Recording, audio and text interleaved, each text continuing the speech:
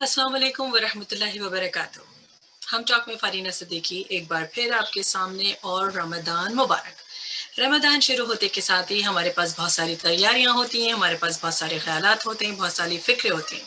लेकिन इस साल रमदान उसी तरह मुख्तलिफ है जिस तरह पिछले साल मुख्तलिफ था।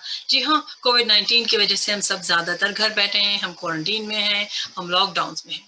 लेकिन ये भी अल्लाह ताला की तरफ से एक बहुत बड़ी रहमत है। हमारे ऊपर अल्लाह ताला की तरफ से रहमतें इस तरह नाजिल होती हैं, हम उनको समझ भी नहीं पाते। कहते हैं ना कि हर चीज़ there is a blessing in disguise with everything. तो हर चीज़ में पोशीदा अल्लाह ताला की रहमत होती है। तो ये वबा जो हमारे ऊपर अल्लाह ताला की तरफ से एक टेस्ट के तौर पे भेजी गई है, इसमें भी कुछ ना कुछ भलाई हमारे लिए है।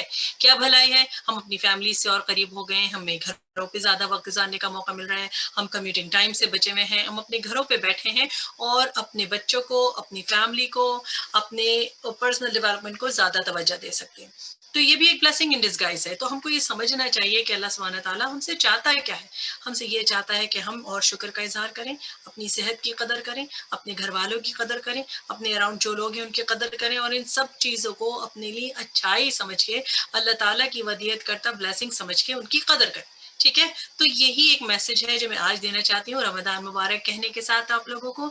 हम टॉक आप लोगों के लिए है, आपके बताए हुए टॉपिक्स में डिस्कस करना चाहती हूँ, बताना चाहती हूँ, बोलना चाहती हूँ उन पे। तो ज़रूर मुझे भेजिए अपने टॉपिक्स इंशाल्लाह, और हम रमदान में मज़ीद कनेक्ट करते रहेंगे। अगर आप चाहते हैं कि मैं और ज़्यादा लाइव यूट्यूब टॉक्स करूँ रमदान में, तो ज़रूर मुझे बताइए इंशाल्लाह। और मुझे, मेरी फैमिली को और तमाम मुसलमानों को जो बुरी तरह हर जगह operation, injustice, human rights violation का शिकार हैं, अपनी दुआओं में ज़रूर याद रखिए। अस्सलाम वालेकुम वरहमतुल्लाहि वबरकातुहू।